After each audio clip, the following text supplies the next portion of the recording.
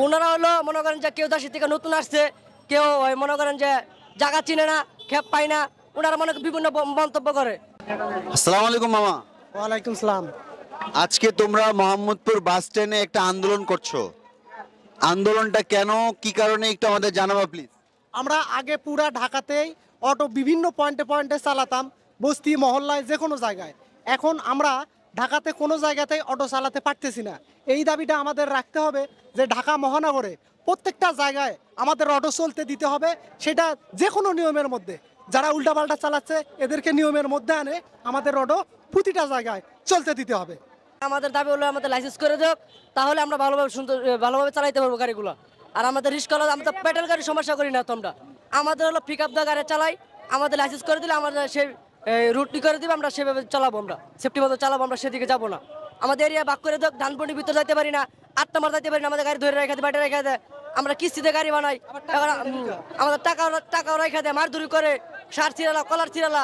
এখন আজকে সকাল থেকে আমরা 5 টাকা মারতে পারি না, গাড়ি না বাড়িতে পারি নাই, 3 দিন ধরে কিছু করতে পারি না, ঘরে খাবার দিতে পারি না, বাচ্চা আছে, বাপ মা আছে, ফ্যামিলির একটাও দিতে পারি না, তা আমরা কিভাবে চলবো? আমরা ছাত্ররা ব্যাটে রেখে দেয়, ছাত্ররা এই সিভিল পোশাকে আসা ব্যাটা খুলে রেখে দেয়, মুরগি মারে না, বাপের বয়সে গায়ে হাত তোলে, আমাদের হাত তুলে, আমাদের স্টুডেন্ট কার দেখলে আমাদের মারে, আমাদের অনেক কি করে যাই ব্যাটারিগুলো আমরা পাই না। কি বললা বুঝি না আবার বলো। মনে করেন ছাত্ররা আমাদের ব্যাটারি নেওয়ার পরে একটা কাগজ দেয়, কাগজের ঠিকানা আমরা যাই ব্যাটারিগুলো পাই না। আমাদের এক সপ্তাহ টাইম দেয়, বলো তুমি এক সপ্তাহ পরে ব্যাটারি নিয়ে যাইবা, এক সপ্তাহ পরে যাই কই আরো 15 দিন পরে, মূর্খ মানুষ। আমাদের দেয় না, ব্যাটারি দেয় না, শুধু সাদা কাগজে একটা সিল মেরে দেয়, শেষ, এটুকু হয়ে গেল, এটুকু হয়ে গেলে হয়? আমাদের একটা গাড়ি বানালে 70-80 হাজার টাকা লাগে, আমরা 1 লাখ টাকা লোন তুলে আমরা গাড়ি বানাই, তা আমাদের হয় না কিছু করে। আমরা এখন কি করে খাবো বলেন? আমরা অটো চালাই না পারলে কি করে খাবো? আমাদের চাকরি দেখ সরকার, আমাদের চাকরি দেখ সবাইকে, আমাদের চাকরি না দিলে তো আমরা করতে পারবো না কিছু, আমরা আসলে তো বেকার। তোমরা সবাই কর্মসংস্থানের অভাবে জীবিকার তাগিদে নেমে আসছো রাস্তায়, তোমাদের বক্তব্য হচ্ছে এটি। এখন প্যাডেল রিক্সাওয়ালা সহ যারা যারা তোমাদের বিপক্ষে এসব কথা বলছে, তাদের ব্যাপারে তোমাদের কিছু বক্তব্য থাকলে একটু তাদেরকেও বলে দাও।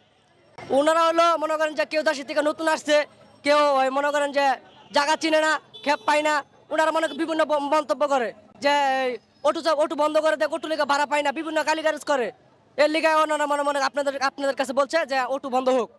আমরা তো অটো করে কিছু সমস্যা করি না, আমরা তো সেফটি মতো চালাই যাই, আমরা সেফটি মতো যাত্রী করি, আমরা সমস্যা নেই। এখন মামা, অতিরিক্ত অটো নামলে কিন্তু রাস্তার মধ্যে অতিরিক্ত জ্যাম মেরে যায়। তোমরা জানো বাংলাদেশের রাস্তা, আমাদের ঢাকা শহরে যে রাস্তার সংখ্যা তা হচ্ছে 8%, কিন্তু অটো সহ যদি রাস্তা নামছে তা হচ্ছে 36%। গাড়ির যদি রাস্তার তুলনায় যদি গাড়ি বেশি হয়ে যায়, তাহলে তো সেখানে চলাচল বন্ধ হয়ে যাবে। ওইটার সমাধান তোমরা কি মনে করো? আমাদের একটা রুট একটা ভাগ করে দেখ, বা তোমার এই এরিয়া মতো যাইতে পারবে না, তাহলে হবে আমরা মেন রুটে উঠবো না। যারা আমাদের সিয়া মসজিদ, এদিকে ধানমন্ডি, জিগাতলা, নিউ মার্কেটে যেতে দেখ, আমরা শেষ, আমরা নিউ মার্কেট, আমরা ভিআইপি রুট উঠবো না, আমরা এদিকে চালাবো। কারণ আমাদের এইদিকে উঠে না, আমরা কিভাবে চালাবো বলেন? আমরা আল্লাহ করম থেকে জিগাতলা এটুক চালাইলাম, কিছু হয় 400-500 টাকা জমা দিতে হয় গাড়িগুলার, তা আমরা কিভাবে চলবো? আমরা তোমরা চাচ্ছ যে তোমাদের জন্য একটা রুট ভাগ করে দেওয়া হয়, যেন তোমরা সেখানে চলাচল করতে পারো। যদি তোমাদের দাবি না মানা হয়, তাহলে তোমরা কি করবে একটু বলো। আমরা আন্দোলন চালাই যাব, আমাদের দাবি মানতে হবে। আমাদের ওই স্বৈরাচার সরকার যখন ছিল তখন আমাদের দাবি মানা গেছে, আমরা চালাইছিলাম। এখন নতুন করে সরকার আসছে, এখন আমাদের চলাতে দিবে না। শেখ হাসিনা সরকার যখন ছিল তখন তো তোমরা হচ্ছে আন্ডার, হচ্ছে ভিতরে চালাইতা। এই সরকার আসার পর তোমরা বাহিরে আসছো, তাই না? তো তোমরা এই সরকার যতদিন এই বাহিরের দাবি না মানবে এবং রুট তোমাদের ঠিক না করে দিবে, ততদিন তোমরা কি করবে এটা বলবা। এই কথা আমরা আমাদের উপরের দিকে চালাইতে হবে, কিছু বাউনাইতে হবে স্যার, আন্দোলন করে যাবো, আন্দোলন করে যাবো। কেউ আন্দোলন যদি না মানে তাহলে আমরা উপরের দিকে চালাবো, কারণ আমাদের তো করে খাবার নিতে হবে, টাকা কি করতে হবে। আমরা মনে করেন যে ভিতর দিকে চালাইলে 400 টাকা 300 টাকা হয় না, আমাদের কিছু হয় না, জমাই হয় না, তাই সেক্ষেত্রে আমরা উপরে চালাইতে হবে, স্যার বাউনাইতে আমাদের মানতে হবে, না মানলে তো আমরা ই হয়ে যাবো, বুঝলেন না? মানতে হবে, মানতে হবে, চলবে চলবে, আমাদের দাবি মানতে হবে, মানতে হবে। ভিউয়ার্স, আমরা আছি হচ্ছে মোহাম্মদপুর বাস স্ট্যান্ডে। সেখান থেকে আমরা অটো চালকদের সাথে কথা বললাম, আমরা তাদের দাবি দাওয়া শোনার পর আপনাদের সামনে তুলে ধরেছি। আপনাদের মতামত এবং সবকিছু শেয়ার করবেন। আজকের কথা থেকে আমি